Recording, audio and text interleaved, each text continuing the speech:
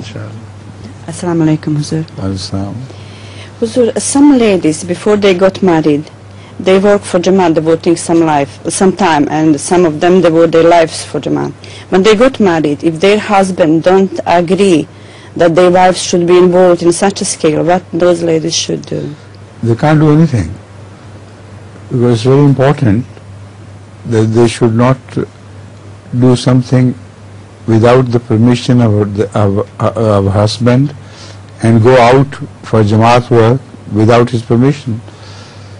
So if the husband is so narrow-minded and so materialistic that she can't cope with it, it's up to her to get divorced.